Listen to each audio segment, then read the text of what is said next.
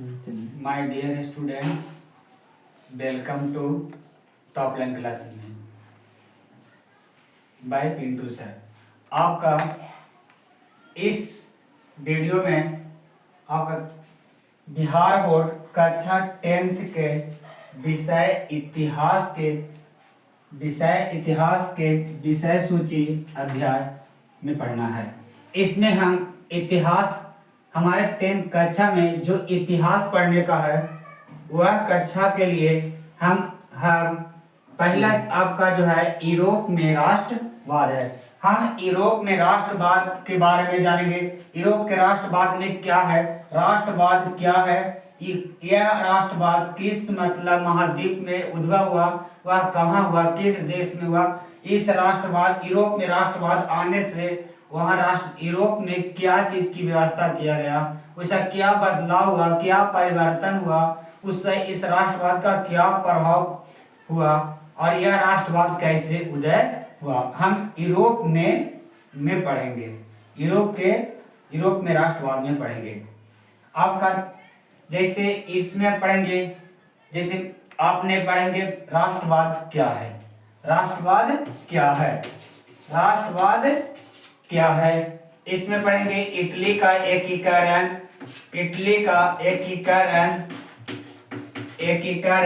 Germany का एकीकरण, Germany का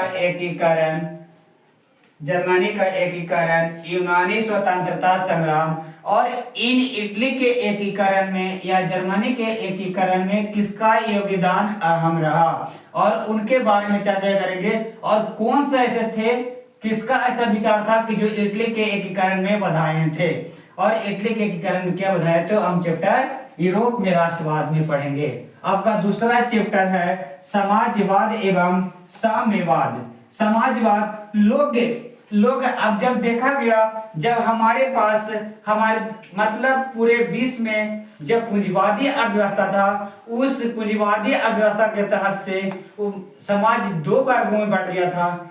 एक समाज, एक वैसा समाज बन गया था जो पूंजीपति के हाथों में चला गया था। कुछ ऐसे संसाधन थे न के बराबर जो थे वह चले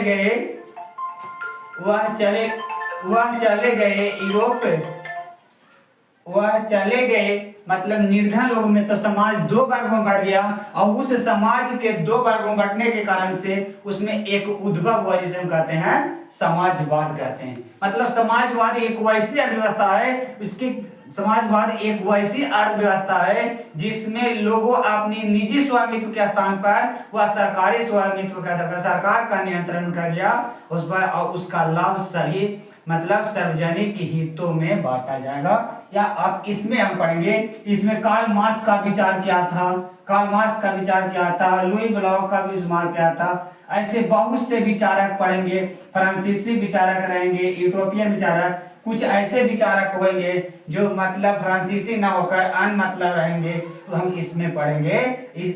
और आप इसी चैप्टर में हम पढ़ेंगे और इस समाजवाद का प्रभाव किन राष्ट्रों पर देखा गया और कौन देश ने समाजवाद पर वह उसका उद्भव करेगा। आपका तीसरा चैप्टर है हिंद चीन में राष्ट्रवाद। एक आपका बाबू आपका ये 3 देश है, उस 3 देश मिलाकर सब कहा जाता है हिंद चीन कहा जाता है। हिंद चीन कहा जाता है वियतनाम, लाओस, कंबोडिया। यह 3 देश का बाबू, वह 3 देश किसके अधीन में रहा और किस प्रकार का संस्कृति था, किस प्रकार का राजनीतिक था, उस राजनीति के पहलू में उसे हम जानेंगे, हिंद चीन में जानेंगे। और यहाँ के मतलब कैसे वंशज क्या किए वह हम हिंद चीन में राष्ट्रवाद पढ़ेंगे।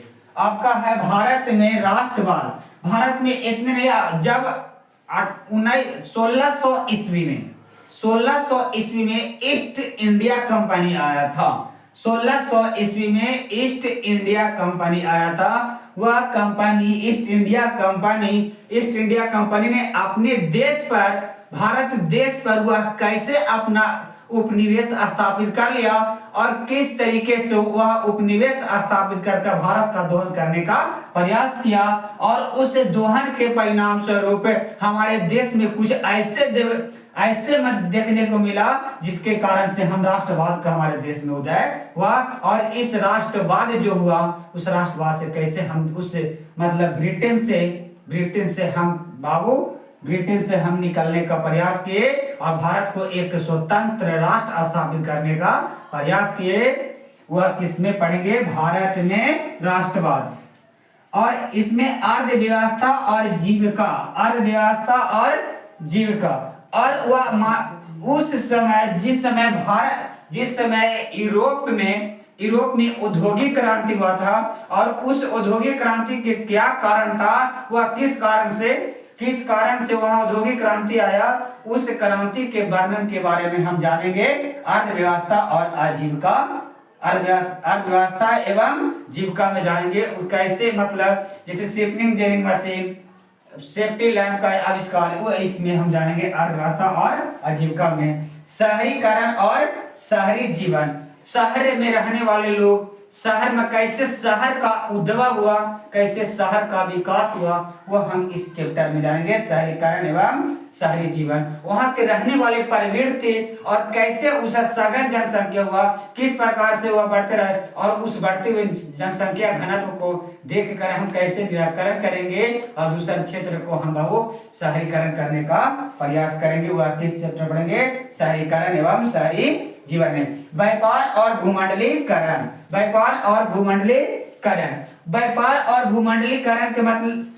के मतलब विश्व को किस प्रक्रिया से हम एक राष्ट्र दूसरे राष्ट्र को जोड़ने का प्रयास किए और कैसे एक दूसरे से पहले से प्राचीन काल, मध्यकाल और आधुनिक काल में वह कैसे व्यापार करते थे, कैसे एक भूमंडलीकरण कैसे जोड़ने का प्रयास किए, उसी में हम पढ़ेंगे व्यापार और भूमंडलीकरण में। प्रेस एवं संस्कृति एवं राष्ट्रवाद, और प्रेस के माध्यम से कैसे संस्कृति का उद्भव हुआ, कैसे प्रेस का विकास हुआ, किस प्रकार से पत्रिका का हुआ, कैसे कागज का आविष्कार हुआ, वह हम सब चैप्टर पढ़ेंगे प्रेस एवं संस्कृति में पढ़ेंगे। और अगला क्लास में हम यूरोप में राष्ट्रवाद का स्टार्ट करेंगे। थैंक्स, धन्यवाद।